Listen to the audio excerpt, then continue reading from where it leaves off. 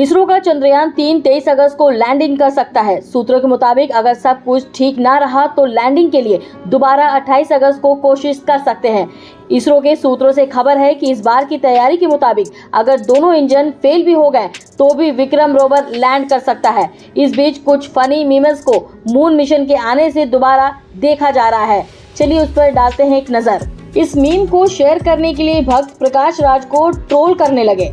बाद में प्रकाश राज ने कहा कि नफरत केवल नफरत देखती है। मैं आर्मस्ट्रांग के समय के एक चुटकुले का जिक्र कर रहा था। हमारे केरल चाय वाला का जश्न मना रहा हूँ। ट्रोल्स ने किस चाय वाले को देखा? अगर आपको मजाक समझ में नहीं आता है तो मजाक आप पर है, बड़े हो जाओ। दिल्ली महिला आयोग की अध्यक्ष ने दिल्ली पुलिस पर सहयोग न करने का इल्जाम लगाया है। आयोग की अध्यक्ष मालीवाल एक रेप विक्टिम से मिलने अस्पताल गई थी। वहां पर उन्हें विक्टिम से मिलने से रोका गया। मालीवाल ने कहा कि आखिर दिल्ली पुलिस उनसे डरती क्यों है। दिल्ली पुलिस ने शिकायत मिलने पर भी पिछले 7 दिनों से कोई कार्रवाई नहीं की। अब सच को सबके सामने आने से रोकने के लिए मुझे विक्टिम से मिलने से रोका जा रहा है। मालीवाल अस्पताल में ही धरने पर बैठी हैं। सूत्रों के मुताबिक आज तक से सुधीर चौधरी की छुट्टी हो गई है। स्मृति ईरानी से विवादास्पद इंटरव्यू के बाद से सुधीर असहज चल रहे थे। केंद्रीय मंत्री ईरानी ने सुधीर के जीवन का वह पल दोबारा मंच पर ला दिया जो कि सुधीर अपने पीछे छोड़ना चाहते थे।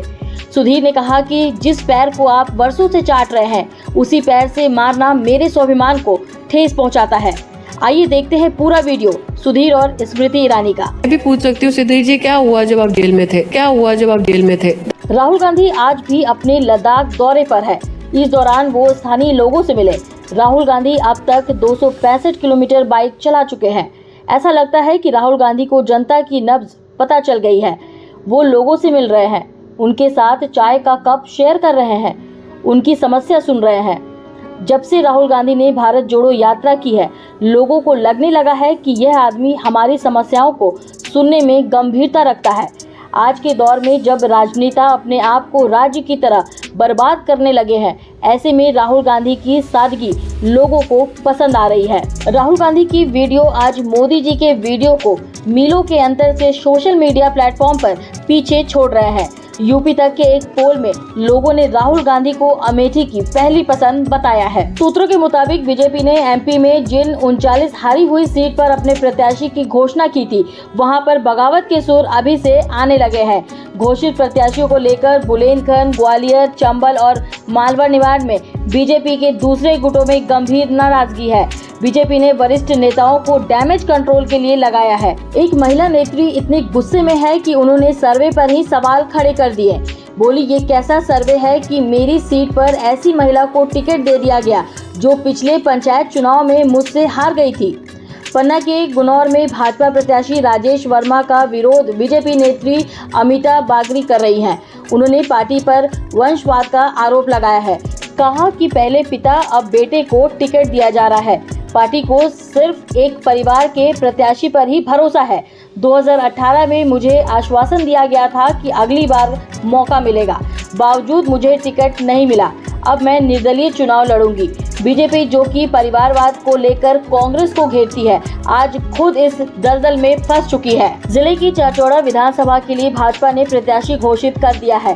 पार्टी ने इस बार नए चेहरे पर दांव खेला है। 6 महीने पहले भाजपा में आई आईआरएस की पत्नी प्रियंका मीणा को टिकट दिया है। इस सीट पर पूर्व विधायक ममता मीणा, किसान मोर्चा जिला अध्यक्ष अनिरुद्ध मीणा भी दावेदारी कर रहे थे।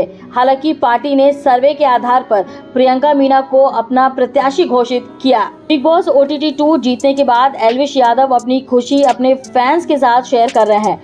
कल गुरुग्राम में हुए एक कार्यक्रम में लाखों फैंस एल्विश के साथ जीत की खुशी मनाने आए थे। ऐसे में हरियाणा के मुख्यमंत्री श्री खट्टर भी कार्यक्रम में आए थे। ऐसा माना जा रहा है कि खट्टर साहब चुनाव से पहले जनता से कनेक्ट होने का कोई मौका नहीं छोड़ना चाहते हैं। अब देखते हैं कि क्या खट्टर जी एल्विश के फैंस फॉलोइंग को वोट में तब्दील कर पाएंगे।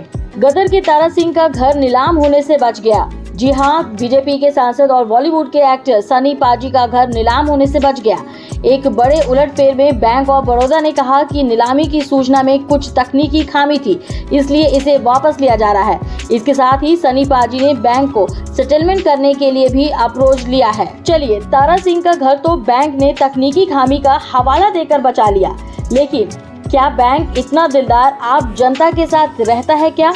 नहीं, हमने कभी नहीं देखा। इसके साथ ही सनी पाजी ने कहा कि उनका राजनीति में मन नहीं लग रहा है, वो अगला चुनाव नहीं लड़ेंगे। हालांकि ये भी सच है कि चुनाव जीतने के बाद से ही सनी पाजी गुरदासपुर की जनता से दूर ही रहते हैं। पिछले 5 साल से गुरदासपुर की जनता के प्रतिनिधि ने शायद कोई भी बात संसद में नहीं रखी है, जो कि वहां की जनता के साथ धोखा है। भाजपा के ओम प्रकाश राजभर इन दिनों अपने विवादास्पद बेतुके बयान देकर अपनी राजनीति चमकाने में लगे हैं। ऐसा लगता है कि बीजेपी में जाने के बाद से उन पर अपनी वफादारी साबित करने का कुछ ज्यादा ही दबाव है। उन्होंने भारत समाचार को दिए एक इंटरव्यू में कहा कि अहीर को 12 बजे बुद्धि आती है। इसका समाज के सभी वर्गों से विरोध हो रहा है।